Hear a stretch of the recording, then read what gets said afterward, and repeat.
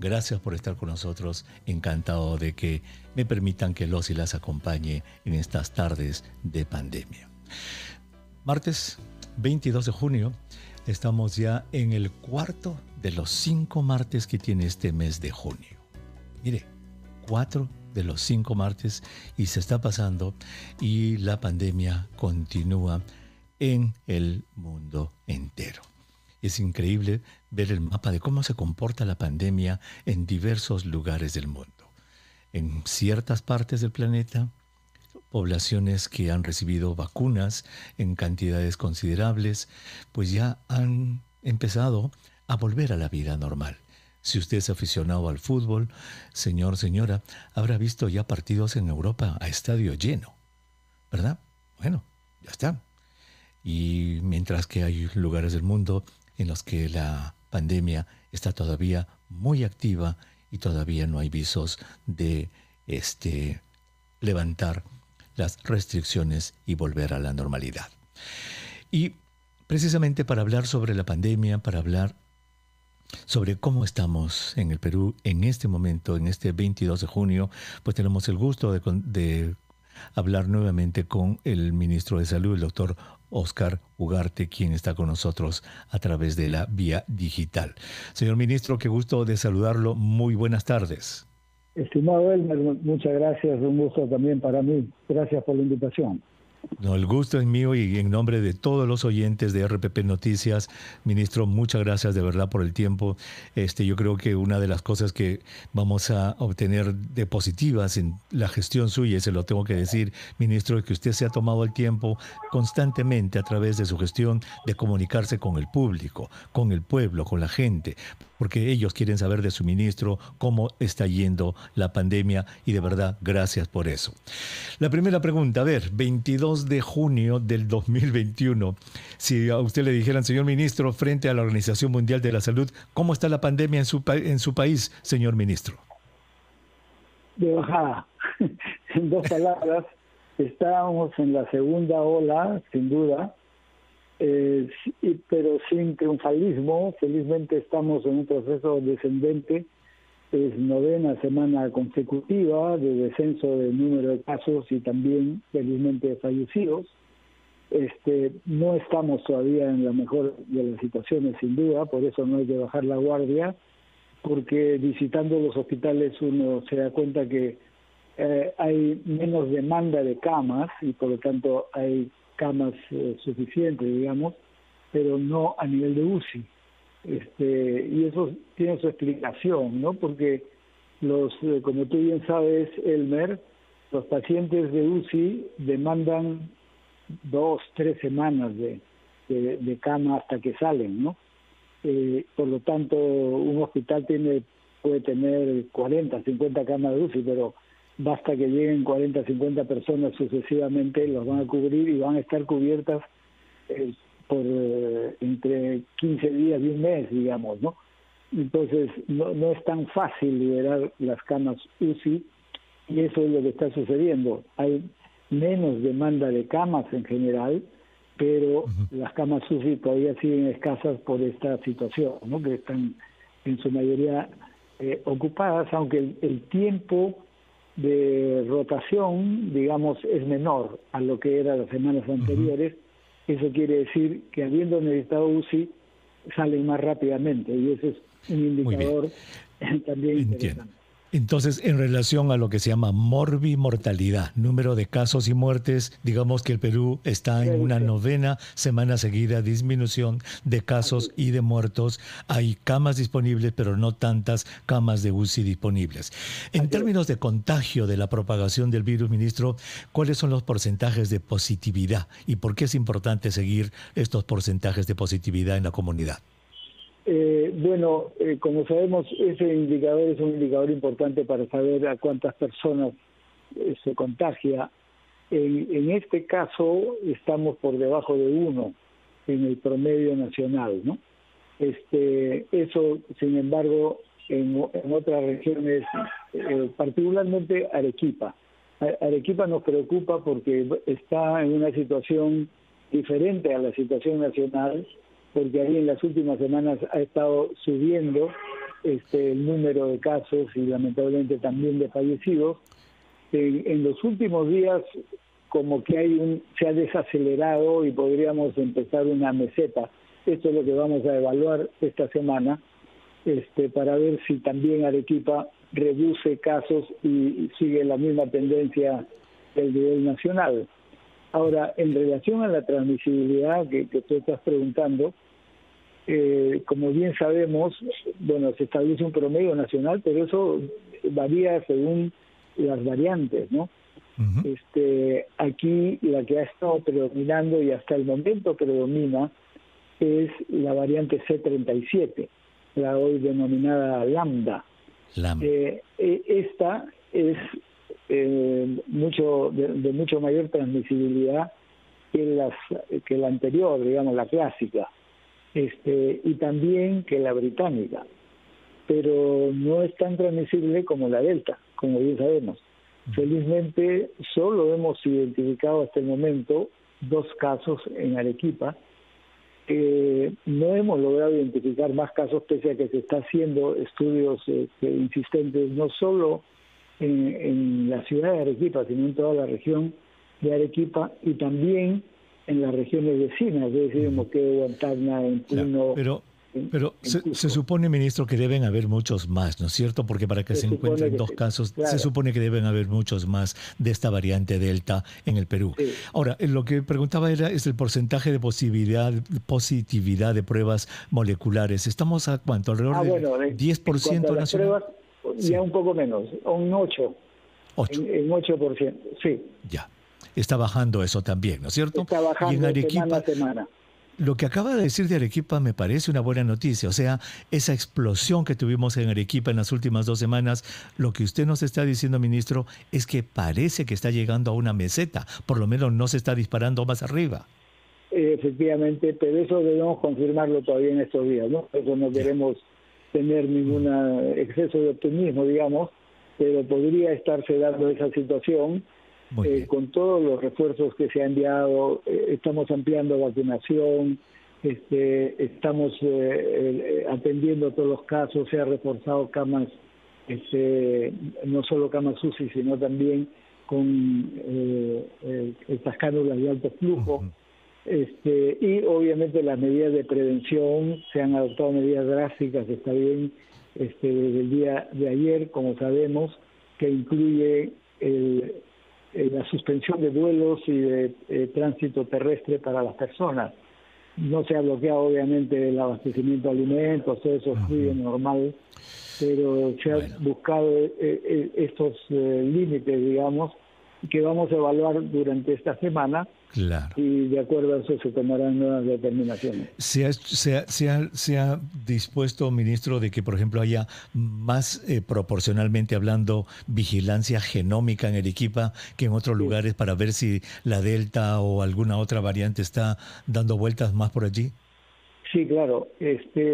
Una información importante, ya desde hace varias semanas se han incorporado nuevos equipos, es decir, aparatos, equipos modernos, que nos está permitiendo, de lo que antes se podía hacer, digamos, 200 a 300 análisis de secuenciamientos diarios, hoy estamos en 1200. Eso es un avance, porque eso nos permite ampliar esa capacidad. Eso lo sabemos, nos lo habían dicho de que estamos en mayor capacidad, pero la pregunta era si se están haciendo más análisis genómicos en Arequipa para averiguar un poquito más la genómica de este brote. Se están tomando ahí las muestras, pero se están haciendo en Lima, en el Instituto Nacional de Salud, pero sí se está priorizando Arequipa, sin duda, por la importancia que tiene el poder descubrir si es que hay otros casos de la Delta o no todavía. Muy bien. Ministro, por favor, permítanos una pausa. Tenemos que ir a la pausa y vamos a regresar para nuestra conversación. Gracias, señor ministro. Regresamos. En cierto momento difícil. programa del martes 22 de junio, el cuarto de los 5 martes que tiene este sexto mes del año. Si usted recién se une a nuestra transmisión, estamos conversando con el ministro de Salud, el doctor Óscar Ugarte Ubillús, y estamos conversando sobre diversos aspectos de la pandemia, y él tiene la amabilidad de venir regularmente a nuestro programa para darles a ustedes, los oyentes de RPP Noticias, un balance de lo que está haciendo la pandemia. Nos ha dicho algo muy importante, 2 cosas importantes. Por 9 semanas, señora, a nivel nacional están disminuyendo los casos y las muertes. Eso es en globo, a nivel nacional. Pero nos ha dado también una muestrita de lo que podría ser una buena noticia. Nos ha dicho que está por confirmar, y es que lo de Arequipa no está yéndose para arriba, parece, nos ha dicho, estacionario, y se va a ver en esta semana si realmente se logra una meseta.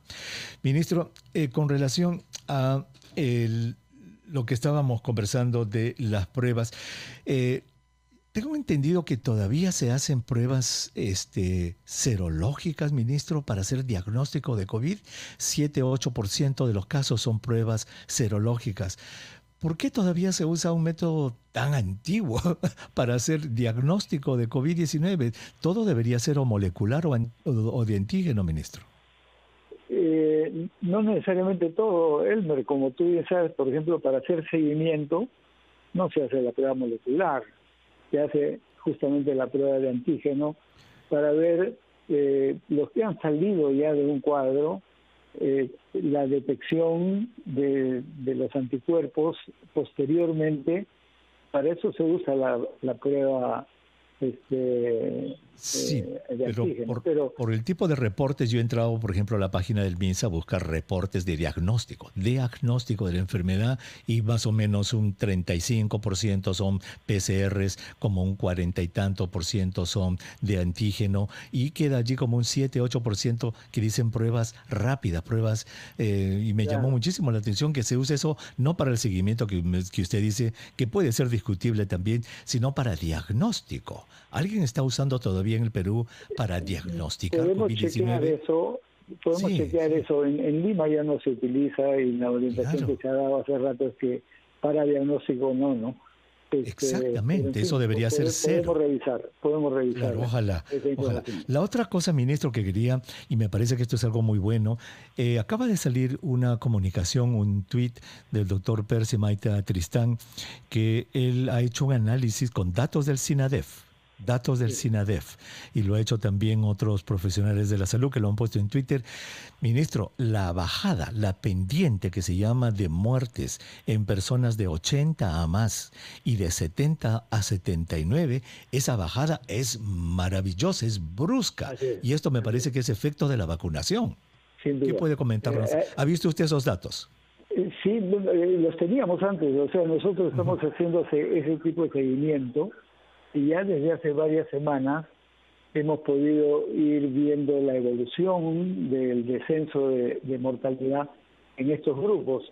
Y lo más interesante ha sido ver que el grupo de los 80 que empezó primero a vacunarse, cae primero, cae antes de la caída de los 70, porque está en relación justamente a la vacuna. Cuando entra a los 70, una semana después cae también la mortalidad de los 70, y cuando se estaban vacunando y todavía no se vacunaban los de 60, los de 60 no producían ninguna modificación. Cuando se ha empezado a vacunar, también hay un descenso. Entonces, sí, esos son datos muy importantes, porque es finalmente el objetivo, digamos, de la salud pública, ¿no? Cómo salvamos vidas, ¿no es cierto? Cómo generamos condiciones de calidad de vida, etcétera, en las personas, y eso es sin duda una alegría para todos nosotros. Y esto como que valida un poco, porque las primeras vacunaciones de estas personas mayores de 80 años fueron con la vacuna de Sinopharm.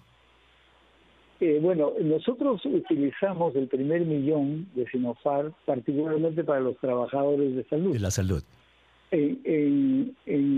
Digamos, algunos de ellos eran mayores de 60, pero no utilizamos ese grupo porque no es representativo. Lo que hemos empezado a utilizar como mayor referente, sin duda, son los que se han estado vacunando con Pfizer. Sin embargo, Ahora ya podemos medir mejor los efectos de Sinopharm. Están llegando nuevos lotes y vamos a emplear ya en otros grupos de personas y corroboramos lo que se ha venido sosteniendo también a nivel internacional sobre las ventajas que tiene esta vacuna de Sinopharm, ¿no? Claro. Ahora, la última vez que hablamos con usted, ministro, mencionamos este estudio que ustedes habían hecho allí en el CDC, en el Ministerio de Salud, precisamente sobre la evaluación de la vacuna de Sinopharm en más de 260,000 trabajadores de la salud. Y por los datos que se tenían hace como unas 4 semanas, 5 semanas, también había una disminución de hospitalizaciones y de mortalidad. Ese estudio, ¿ustedes lo han publicado, lo van a publicar? Porque, no sé, cómo estaba, era muy bueno, no habían disminuido muertes, etcétera. Tenemos 3 estudios, a decir verdad. Están todos a punto de ser publicados ya. Justamente el día de mañana se van a presentar ante el Consejo de Ministros, digamos, como una primera información, y luego de eso se publicarán. 2 estudios hechos por el CDC y uno hecho por el Instituto Nacional de Salud, con sus matices, digamos, pero todos apuntan a medir el efecto de la vacuna efectivamente en la protección en cuanto a evitar hospitalizaciones o reducir o evitar que lleguen a UCI, ¿no es cierto? Todos coinciden en general en esos resultados, aunque hay, como digo, algunos matices. Y para precisar, ¿qué vacunas son, ministro? ¿Con qué se ha estudiado la efectividad? ¿Qué vacunas? No, los 3 estudios son sobre la vacuna Sinopharm, o sea, Sinopharm. El primer grupo. Okay. Claro. Muy bien. Recién se están haciendo estudios sobre particularmente los grupos mayores de 60, los adultos mayores, y en eso sí es la de Pfizer. La de Pfizer. Pero también estamos vacunando en otras áreas de Perú con AstraZeneca, y eso también se va a utilizar, y se seleccionaron 10 regiones a las cuales envió AstraZeneca porque no tenían en ese momento las condiciones de refrigeración extrema que requería Pfizer, ¿no? Por eso se hizo la diferencia, pero los resultados de eso también los vamos a tener. Ya casi todas esas regiones han terminado o están terminando la vacunación de adultos mayores, o sea, ya casi no nos quedan mayores de 60 por vacunar, y es por eso que ya vamos a empezar a partir de este viernes con los mayores de 50, empezando por una franja primera que es la de 58, 59 años, porque los mayores de 50 son más o menos 3,5 millones de personas, ¿no? Esto es una franja grande, y no queremos empezar todos a la vez y que haya problemas logísticos, sino por fracciones, y estimamos que en 3 o 4 días terminamos de vacunar a los de 58, 59, otros días más a los de 56, 57 y así sucesivamente hasta concluir. Correcto. Exactamente. Y esperamos que sea así. Correcto. Ahora, con respecto al número de lugares de vacunación, de vacunatorios, la última vez que hablamos con usted, hará unas 6 semanas, 5 semanas, habían como algo así de 700 de estos lugares de vacunación. Hablamos ayer con la licenciada Jiménez, que es jefa de vacunación, nos dijo que hay como 1,200. Sí. Pero todavía hay carencia, ¿no, ministro? ¿Están planeando, tienen ustedes un plan de expansión de lugares de vacunación? Sí, claro, estamos expandiendo casi diariamente, porque efectivamente Mabel informó ayer, yo di su presentación y dio esa cantidad de 1,200. Ya hoy estamos 1,421 centros de vacunación, de los cuales 68 están en Lima y la diferencia está en regiones. Claro, los centros de vacunación de Lima son mucho más grandes, ¿no? Claro. Los Vacunacar y demás, pero esa es la proporción en cuanto a centros. Y en cuanto a brigadas, que es la cantidad de puntos de vacunación expresos dentro de los mismos, son 7,070 brigadas de vacunación que están hoy desplegándose, de las cuales 1,045 están en Lima y el resto, 6,000 y pico, en la región. Esta mañana una oyente en San Juan del Lurigancho, señor ministro, decía, nosotros tenemos que viajar 45 minutos en carro hasta los centros de vacunación. Es un distrito tan grande, San Juan del Lurigancho, y me parece que tenía razón la señora, y la pregunta era, ¿no? ¿Por qué no se abren más de estos centros periféricos en distritos tan populosos como este, por ejemplo? Se están abriendo, claro. Nosotros somos conscientes de esa limitación, particularmente San Juan del Lurigancho, que es, digamos, 1.300.000, es más grande que la ciudad de Arequipa o más grande que la ciudad de Trujillo, ¿no es cierto? Entonces, mire, en el caso de el principal centro de vacunación, que es Huiracocha, la modificación que se ha hecho, se ha pasado de 13 brigadas a 20 brigadas. Y ahora, no sé si has tenido oportunidad también de apreciar la información de los propios medios. Solo había cola para los de segunda dosis, digamos, pero una cola pequeña que rápidamente se absorbió y ya no estaban llegando de la primera dosis, que son los de 60. Ese es uno de los indicadores que nos ha permitido decir, pasemos ya a los de 50. Pero no solo estamos ampliando en brigadas, sino, por ejemplo, en San Juan del Lurigancho ya se ha iniciado la vacunación en Bayoar, en el local del Instituto Peruano del Deporte, y ahí hay 25 brigadas más. Entonces, estamos ampliando no solo el número de brigadas en cada centro, sino además los centros, particularmente en los distritos más populosos. Ministro, por favor, tomemos una brevísima pausa nuevamente para regresar en nuestra conversación, para hablar ya sobre el calendario por edades de vacunación. Por estar con nosotros en este su espacio vital a través del aire de RPP Noticias, La Voz del Perú. Estamos a martes 22 de junio. Soy el doctor Elmer Huerta y les agradezco muchísimo que me permitan que los y las acompañe en estas tardes de pandemia.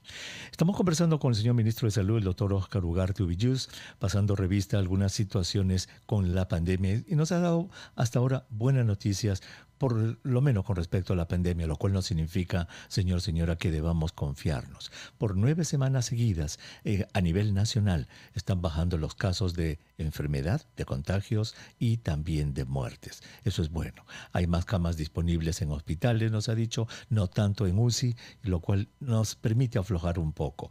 Y en Arequipa, a cargo de que esta semana lo van a examinar mejor y confirmar, parece que está llegando a un punto máximo este terrible brote que tuvimos en Arequipa. Ojalá que se confirme y que se consiga una meseta y luego una bajada.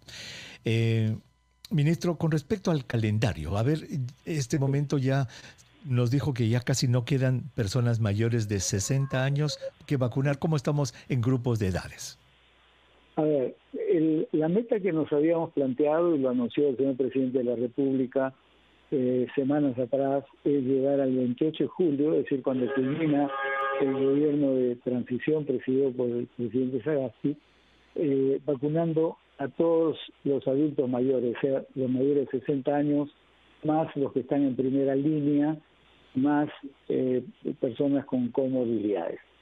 Bueno, eso prácticamente ya está cumplido, estamos muy próximos a cumplir y hemos ganado tiempo, digamos así. Es por esa razón que ya se ha decidido que entren los de 50 años. Los de 50 años son más o menos 3,5 millones de personas. Es un volumen muy grande para que entren todos de golpe, por lo tanto lo estamos fraccionando para ordenar un poco mejor la atención y dar una mejor atención con mayor calidad a las personas. Y por eso se ha acordado vacunar a partir del viernes a los de 58, 59 años durante 3-4 días, que suponemos que es el tiempo suficiente para terminar de vacunar. Esto es a nivel nacional, ¿no? Aunque, como mencioné hace un rato, en el caso de Arequipa y Tacna ya se ha adelantado, digamos así, y ya empezaron a vacunar desde la semana pasada a los de 50. Después de culminar en 3 o 4 días con lo de 58 y 59, pasaremos a los de 56 y 57 por otros tantos días, y así sucesivamente hasta culminar con todos los de 50 o más esperamos hasta fines del mes de julio. También está previsto incorporar a otros grupos de acuerdo a prioridades que la comisión, el comité de ética nos va recomendando, y por lo tanto seguimos avanzando. A ver, faltan, estoy mirando el calendario, ministro, exactamente 5 semanas. Hoy día estamos a martes 22 de junio y el martes 27 de julio, un día antes de la inauguración del nuevo presidente, presidenta, pues van a pasar 5 semanas. En estas 5 semanas, ¿qué es lo que ustedes calculan ya haber cumplido? Como digo, haber cumplido con lo que fue prometido, ya, que es de 60 para arriba cumplido. Eso es fabuloso. Y esperamos avanzar y ojalá más que culminar con los de 50. Lo más que se pueda con los de 50. Muy bien. Y si pudiésemos empezar con una franjita de los de 40 sería ideal. Pero eso va a depender un poco de la cantidad de vacunas que terminemos recibiendo en estas semanas, que están viniendo en buena cantidad. Porque la capacidad de vacunación sí la tenemos. El señor presidente anunció que deberíamos estar vacunando 200.000 diarias. El día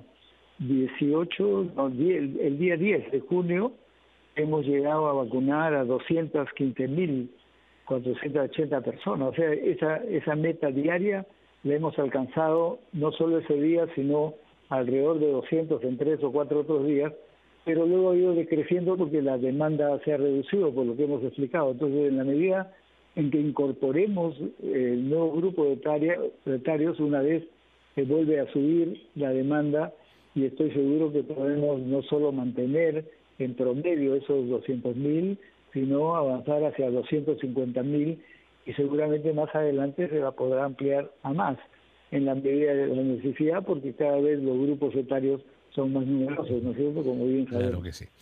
Entonces, hasta ahora en general se han usado 3 vacunas. El 1.000.000 de dosis de Sinopharm se usó en todos los profesionales de la salud y en los trabajadores de primera línea. Segundo, se ha empezado a usar Pfizer ya en los adultos mayores y en personas con algunas comorbilidades, igual que AstraZeneca. Entonces, en el Perú hemos usado 3 vacunas hasta este momento. Sinopharm, Pfizer y AstraZeneca. Ya es de conocimiento en el caso público. de Sinopharm, te preciso, no solo ha sido ese primer 1.000.000, luego había un segundo 1.000.000 que está ahora usándose ya en otro grupo de personas, y en la próxima semana o a finales de la próxima semana debemos recibir un tercer 1.000.000 de Sinopharm. Cierto, muy bien. Entonces yo creo que esto es algo sumamente importante para toda nuestra comunidad, y de verdad que estos estudios que mañana ustedes van a presentar, ministro, en el Consejo de Ministros nos acaba de decir 3 estudios de efectividad de la vacuna de Sinopharm. Yo le agradecería que, no sé si usted o alguien del ministerio pueda venir aquí al programa, ministro, para explicarle al público, digamos, esos estudios. Eso es lo que necesita, en mi entender, ministro, conocer la población. Si las vacunas que se le están poniendo funcionan o no funcionan, cuáles son sus bondades, sus limitaciones, y qué mejor que usted o alguno de sus funcionarios para que, por favor, venga una vez que ya lo presenten en el Consejo de Ministros, obviamente, a explicarle a nuestros oyentes. Con mucho gusto, por supuesto, Elmer. Claro. Ojalá. Lo esperamos esta semana, que por favor, no sé si usted, el viceministro o alguien, para que le explique a los oyentes, porque una vez que eso se esclarezca, yo creo que eso sucedió también aquí en Estados Unidos con la vacuna de Johnson & Johnson, cuando surgieron los problemas de los coágulos. La claridad y la transparencia, y explicarle al público cómo funcionan las vacunas, si están teniendo o no efecto en lo que, como usted dijo al comienzo, el efecto principal o el objeto principal, del trabajo es bajar las muertes. Y si ustedes lo pueden explicar, eso va a ser fabuloso. Ahora, los niños. Sabemos que DIGEMID ha aprobado que también los adolescentes de 12 a 15 años se vacunen. Lo van a hacer obviamente también por etapas. Nos enteramos hoy día que los adolescentes, con comorbilidades van a ser los primeros. Por favor, explíquenos un poco eso. A ver, lo primero que hay que explicar es que DIGEMID no apruebe que se vacunen. Lo que genera la prueba es que la vacuna de Pfizer sirve también para de 12 años en adelante, ¿no es cierto? Correcto. ¿En qué momento se vacunan? Ya eso depende de la estrategia del Plan Nacional de Vacunación. Correcto. Y ahí, poniendo, digamos, en la cola, por decir, de grupos etarios, le correspondería, yo estimo, el cuarto trimestre. Creo que tenemos la vacuna suficiente, estamos yendo a un ritmo suficiente. Estoy seguro que el gobierno que entre, cualquiera de las alternativas, le va a dar la mayor prioridad a esto. Tenemos vacunas suficientes, por lo tanto, yo creo que hacia fines del año se estaría incorporando a niños y adolescentes de 12 a 17, porque ya los de 18 están en la cuenta. Pero hemos recibido también una evaluación del Comité de Ética que nos asesora y nos ha planteado una recomendación que vamos a aplicarla probablemente desde la próxima semana. Estamos preparando los protocolos, adecuando los protocolos para ello. ¿En qué consiste? Que dentro de los niños de 12 a 17 también hay niños que tienen comorbilidades, que tienen síndrome de Down, que tienen enfermedades raras. Trasplantados. Que ya estamos vacunando, ¿no es cierto? De 18 en adelante. Entonces, lo que nos han dicho es algo muy sensato y que lo vamos a implementar, que a esa población de 12 a 17 que tienen esas condiciones, tenemos que vacunarlos ya. No hay por qué esperar hacia finales del año, ¿no es cierto? Entonces, claro, eso exige adecuar los protocolos, porque, bueno, son niños, tienen que ir acompañados por las personas, hay condiciones particulares de atención, y eso se está determinando, y en los próximos días anunciaremos cómo va a ser la vacunación en ese grupo de edad por tipo de condición que amerita adelantar la vacunación para protegerlos este riesgo de la COVID-19, ¿no? Fabuloso. Cambiando de tema, ministro, con relación al registro de vacunados en el exterior, ya sabemos de que hay un registro para que la gente que ha tenido la oportunidad de viajar y vacunarse en el exterior se inscriba allí para que obviamente los retiren del padrón. Pero usted sabe cómo son las leyendas urbanas, ministro. Hay gente que dice, no se inscriban allí porque si se inscriben y si hubiera necesidad de una tercera dosis en el futuro, ya no van a estar allí, les van a retirar su nombre. ¿Qué le puede decir a esa gente, ministro?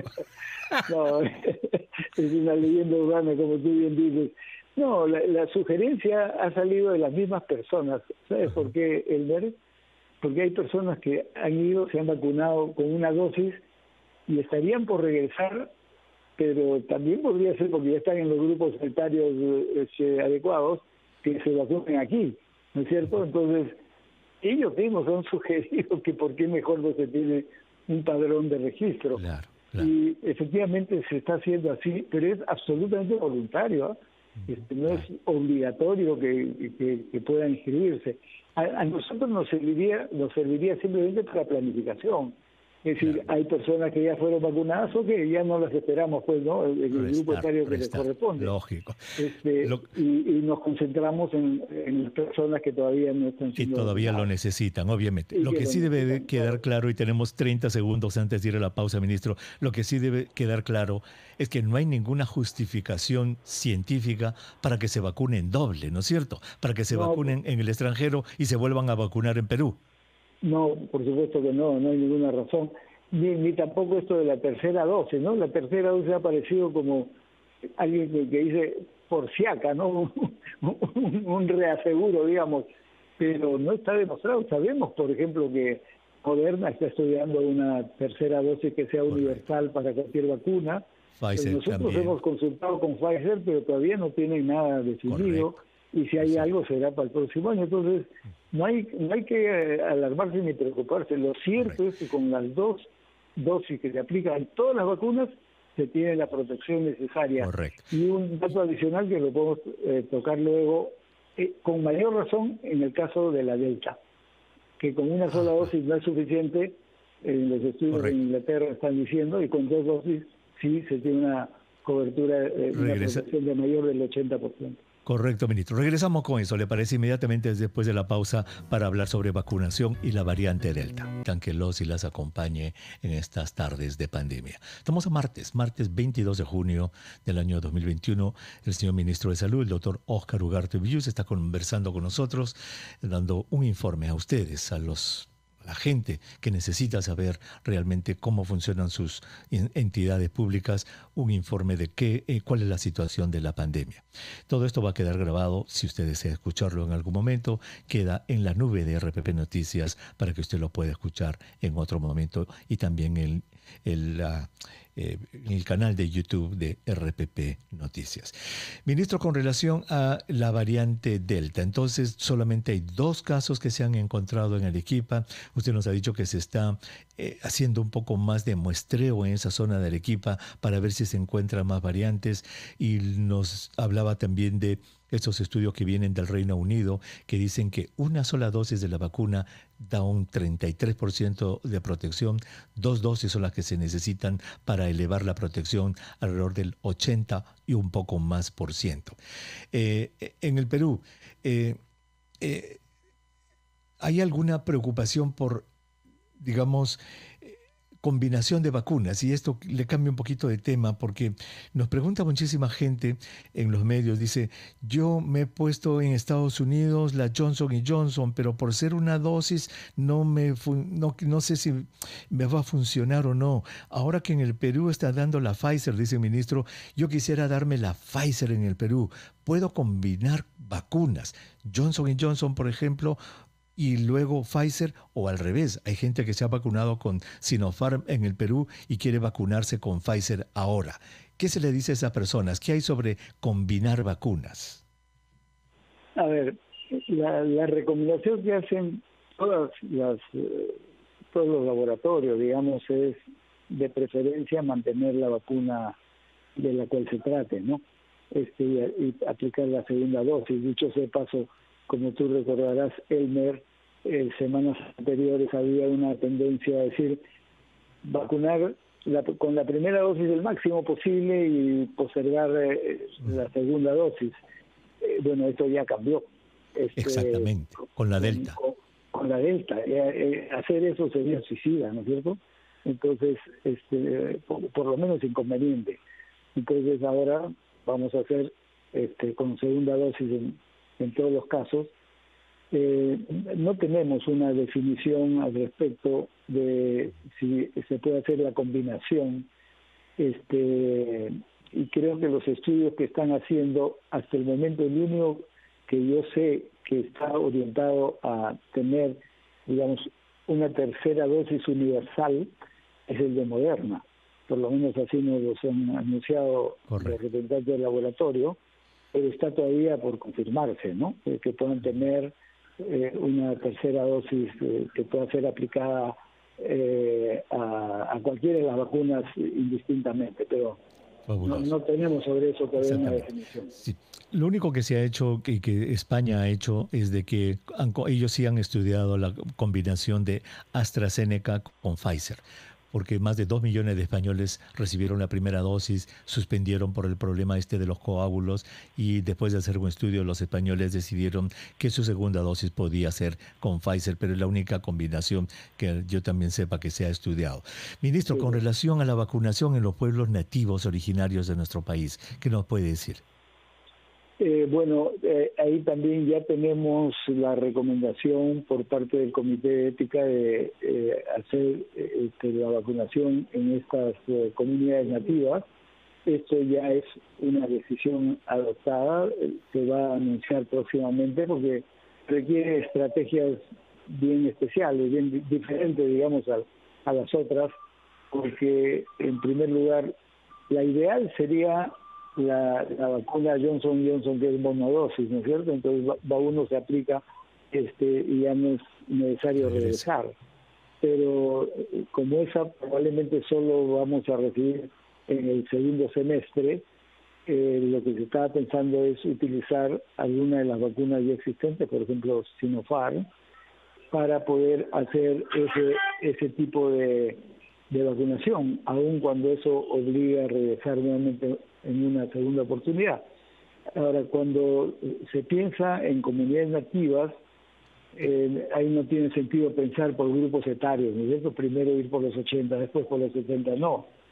Ahí la definición es vacunación universal en la comunidad, en el ámbito de la comunidad nativa, de tal manera que se cubre a toda la población indistintamente, ¿no? Creo que eso es lo que se va a poder implementar, pero eso también estaría garantizado si recibimos las vacunas que estamos pensando recibir antes del 28 de julio, ¿no? Muy bien.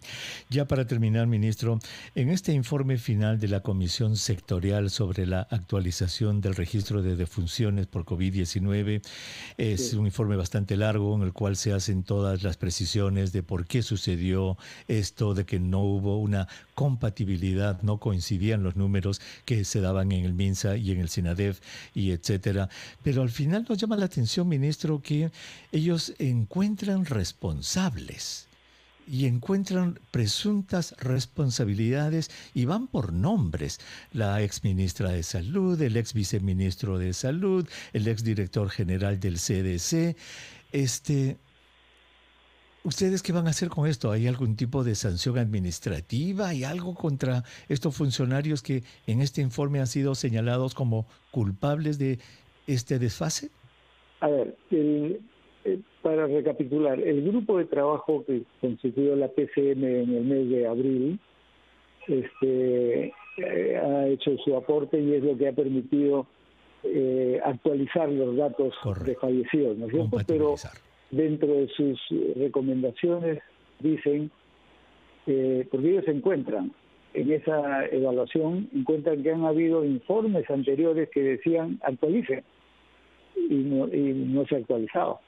Entonces dicen, una de las recomendaciones es que habría que determinar qué pasó, por qué en su momento no se actualizó, sino se ha esperado hasta este último tiempo. Entonces hemos formado una comisión que ha evaluado eso y lo que determina, resumida cuenta, es lo siguiente.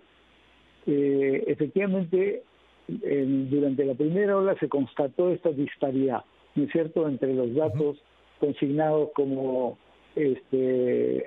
definitivamente por COVID y los sospechosos. Y la información de SINADEF recogía esto y había una disparidad en las cifras. Entonces ya el ministro Víctor Zamora, preocupado por esto, conformó una comisión que evalúe. Esa comisión, que es de los meses, entiendo, mayo, junio del año pasado, determinaron efectivamente lo mismo que ha determinado ahora este grupo de trabajo y recomendó actualizar información y adecuar la metodología. No se hizo. Quiero hacer esa precisión para entender bien las conclusiones de la comisión actual. En ese momento hubo el cambio de ministro, entonces entró Pilar, la doctora Pilar Macetti, y ella recibió ese informe y decidió actualizar. Recordemos bien, en el mes de julio hubo una primera actualización y en el mes de agosto una segunda actualización con la decisión de la ministra Macetti. Pero luego una tercera. Y lo que constata este grupo que ha evaluado es que la ministra indica que debe actualizarse, pero no se actualizó. Y luego ha venido una cuarta, una quinta propuestas del CDC que ya no se actualizaron. Entonces, obviamente, ahí lo que se determina es la ministra decidió que se actualice, pero no se actualizó. Entonces, ¿dónde está el nivel de responsabilidad de la no actualización y por qué razones? Entonces, se señala quiénes son las personas que deberían haber asumido esa decisión, y eso es lo que tiene que ser ya determinado. La comisión no entra a detalles, y eso tiene que ser el órgano de control interno, la Contraloría, los órganos respectivos que normalmente hacen eso. Van a dictaminar las responsabilidades. Señor ministro, muchísimas gracias por haber estado con nosotros en el programa. De verdad le agradezco muchísimo en nombre de todos los oyentes de RPP Noticias que un ministro se quede durante una hora dando un balance a la población. Muchas gracias por su tiempo, ministro. Bueno, gracias, Elmer. Muchas gracias por la invitación. Un saludo y feliz día. Y no se olvide de los estudios, por favor. Estos sí. 3 estudios que van a presentar mañana para presentarlos en el programa. Gracias, gracias. Nosotros nos despedimos, señora. Muchísimas gracias por haber estado con nosotros. Betty Elías y Catalina Quinto produjeron el programa. Chiqui Porras estuvo en los controles digitales electrónicos de RPP Noticias. Nosotros hasta las 7:30 de la mañana con el segmento de Ciencia y Medicina en la primera edición de La Rotativa del Aire. Chao.